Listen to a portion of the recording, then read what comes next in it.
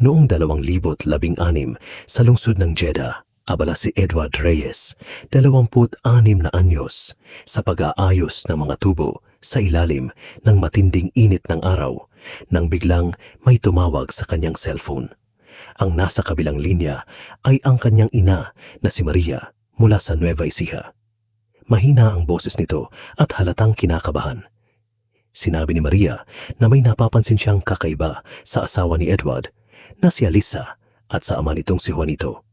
May mga kumakalat daw na tsismis na masyado silang malapit sa isa't isa, na parang higit pa sa relasyon ng manugang at biyanan. Noong una, hindi ito pinaniwalaan ni Maria. Pero isang gabi, nakita raw niyang hinalikan ni Alisa si Mang Juanito nang akala ng dalawa ay wala ng ibang tao sa paligid. Hindi agad naniwala si Edward. 3 taon na siyang nagtatrabaho sa Saudi para sa kanyang pamilya. Si Alisa ang kanyang pinagkakatiwalaan. Lahat ng perang ipinapadala niya buwan-buwan ay para sa asawa at sa anak nilang si Marvin. Pero habang iniisip niya ang mga huling pag-uusap nila ni Alisa, napansin niyang palagi na lang itong pagod at maraming dahilan kung bakit hindi sila makapag-usap ng maayos.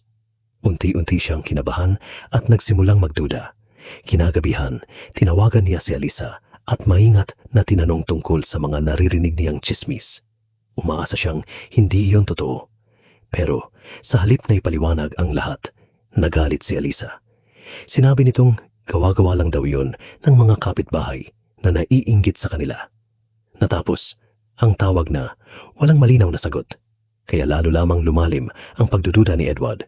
Hindi na siya mapakali. Paulit-ulit niyang naiisip si Alisa at ang sarili niyang ama na magkasama habang siya ay nasa ibang bansa at nagsisikap para sa kanilang kinabukasan. Dahil dito, nagpasya siyang umuwi ng Pilipinas kahit hindi pa tapos ang kanyang kontrata sa Saudi. Madaling araw ng Disyembre 15, 2016 nang dumating si Edward sa paliparan sa Maynila. Wala siyang sinabihan kahit sino. Gusto niyang malaman ang katotohanan. Mula Maynila, bumiyahe siya ng mahigit 3 oras papuntang Nueva Ecija. Habang nasa bus, tahimik lang siyang nakatingin sa bintana at malalim ang iniisip. Pagsapit sa kanilang bahay, tahimik ang paligid. Malaki ang bahay, pero hindi pa tapos ang pagkakagawa nito. Wala pa itong pintura at palitada. Pagpasok niya, hindi niya nakita si Alisa. Sinilip niya ang silid ng anak nilang si Marvin. Mahimbing itong natutulog habang yakap ang laruang ipinadala niya noon mula sa Jeddah. Sandali siyang napangiti pero bumalik agad ang kanyang pag-aalala dahil wala pa rin ang kanyang asawa. Tinext niya ang kanyang ina. Ilang minuto lang ang lumipas, dumating si Maria. Halatang nagmamadali ito at bakas sa muka ang lungkot at takot. Hindi na nito kailangang magsalita. Sa simpleng pag-iling pa lang, parang nakumpirma na ang matagal ng kinatatakutan ni Edward. Sinabi ni Maria na madalas daw pumunta si Alisa sa bukid tuwing umaga kung saan nagbabantay si Mang Juanito. Nitong mga nakaraang linggo, bihira na rin umuwi ang ama ni Edward sa gabi. Ang dahilan daw nito ay binabantayan ang taniman. Pero ayon sa mga tao sa baryo, hindi tanim ang binabantayan nito kundi ang kanyang kalaguyo. Dahil sa galit at sakit, agad na nagtungo si Edward sa bukid. Mula sa malayo, nakita niya ang lumang kubo sa gilid ng kanilang sakahan. Dahan-dahan siyang lumapit. Nang sumilip siya sa maliit na siwang ng pinto, halos tumigil ang kanyang paghinga. Sa loob ng kubo, nakita niya ang kanyang ama at ang kanyang asawa na magkayakap sa ilalim ng manipis na kumot. Parang gumuho ang kanyang mundo. Hindi siya makapaniwala na ang sariling ama na nagpalaki sa kanya at ang babaeng pinakasalan niya ay nagtataksil sa kanya. Agad niyang kinalampag ang pinto ng kubo. Nagulat ang dalawa sa lakas ng kanyang boses. Makalipas ang ilang sandali, binuksan ni Mang Juanito ang pinto. Samantala, sinubukan namang tumakas ni Alisa sa bintana, pero agad siyang nakita ni Edward. Sa sobrang galit, hiningi ni Edward ang paliwanag ng dalawa. Pero sa halip na humingi ng tawad, naging matapang pa si Mang Juanito. Sinabi nitong wala raw karapatan si Edward na sigawan o mumurahin siya dahil ama pa rin siya nito. Ilang sandali pa, nagsalita rin si Alisa. Sa halip na aminin ang kanyang pagkakamali, sinisipa niya si Edward. Ayon sa kanya, hindi naman daw niya pinilit si Edward na mangibang bansa.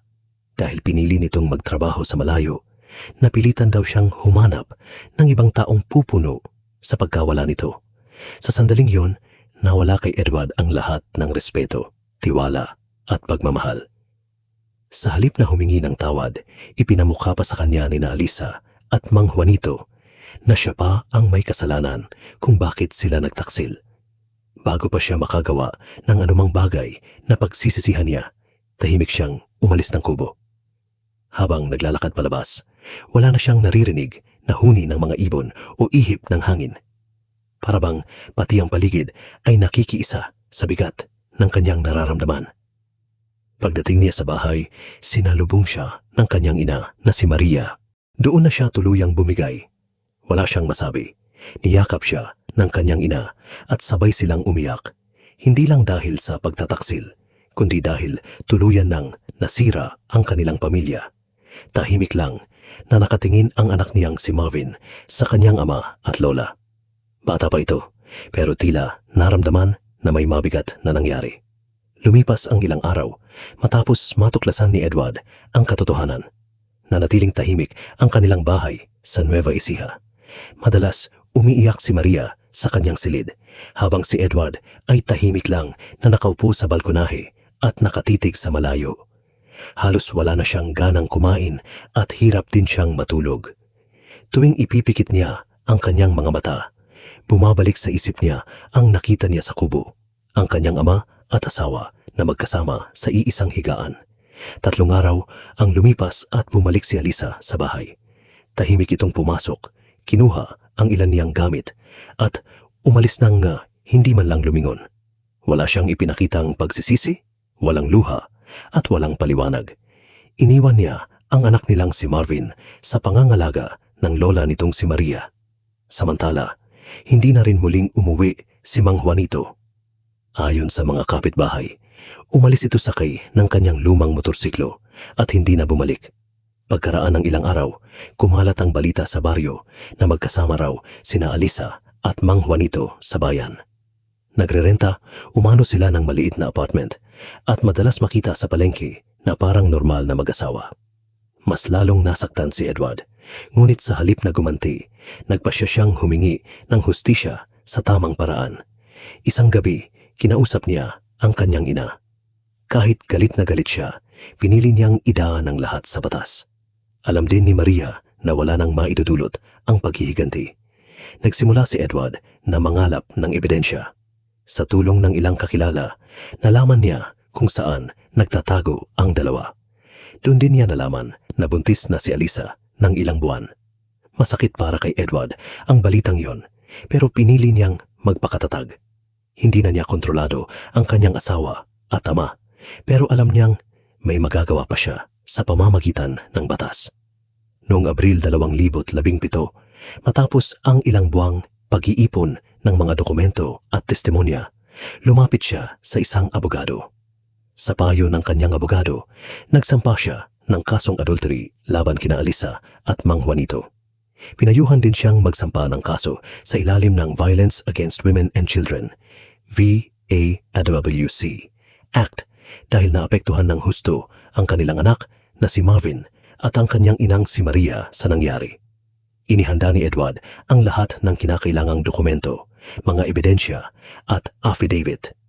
Pagkaraan ng ilang linggo, naglabas ng subena ang korte. Nakasulat doon ang mga pangalan ni Alisa Reyes at Juanito Reyes bilang mga akusado. Ngunit nang puntahan sila ng mga autoridad sa inuupahan nilang apartment, wala na ang dalawa. Lumipat na pala sila ng tirahan. Kalaunan, nalaman na nasa Maynila na sila. Kapag may nagtatanong tungkol sa kanilang relasyon, nagpapanggap silang mag-ama lamang at itinatago ang kanilang tunay na pagsasama. Makalipas ang 2 buwan, natuntun din sila ng mga autoridad. Noong Hulyo 2017, isinilbi ang warrant of arrest at inaresto ang dalawa sa inuupahan nilang bahay. Nagulat si Alisa habang inilalabas ng mga pulis. Samantala, sinubukan namang tumakas ni Mang Juanito, ngunit agad din siyang nahuli. Dinala ang dalawa sa himpilan ng pulisya sa Nueva Ecija habang hinihintay ang kanilang paglilitis. Habang nakakulong sa magkahiwalay na selda, nanganak si Alisa ng isang sanggol. Makalipas ang ilang buwan, nagpasya siyang ipaubaya ang pangangalaga sa bata sa DSWD dahil ayaw niyang lumaki ito sa loob ng kulungan. Nang dumating ang araw ng pagdinig, unti-unting hinarap ni Alisa at Mang Juanito ang mabigat na bunga ng kanilang ginawa.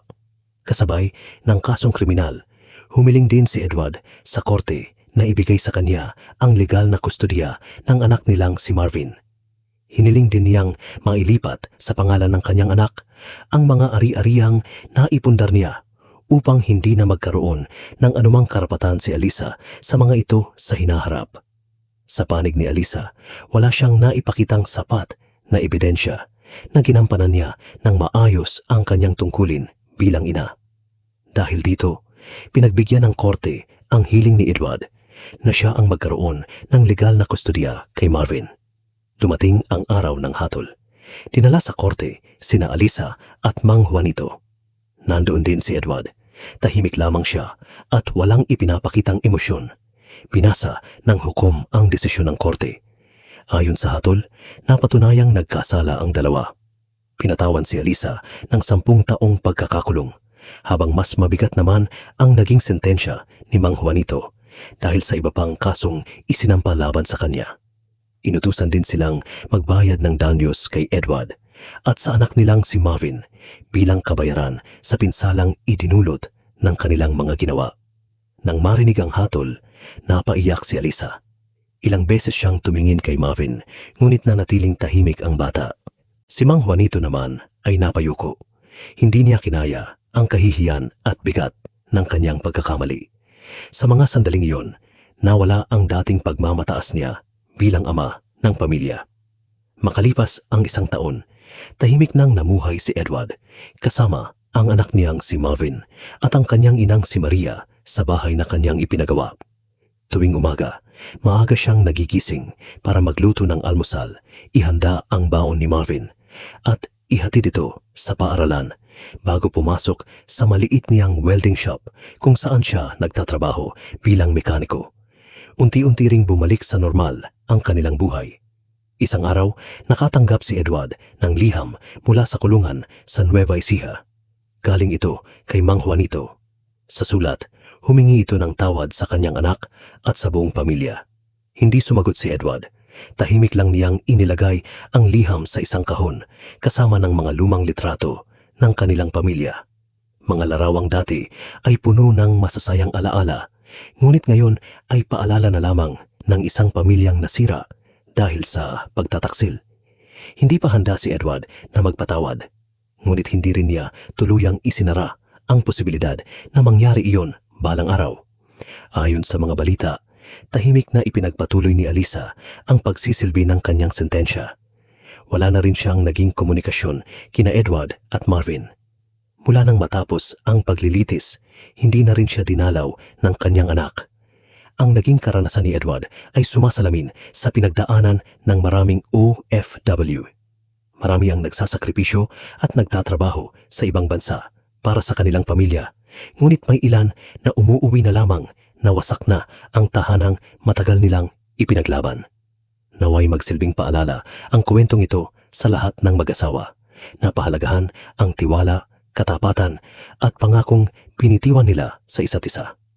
Kahit gaano kalayo ang pagitan, mahalagang manatiling tapat at isipin ang magiging epekto ng bawat desisyon sa buong pamilya upang sa huli ay wala nang pagsisihan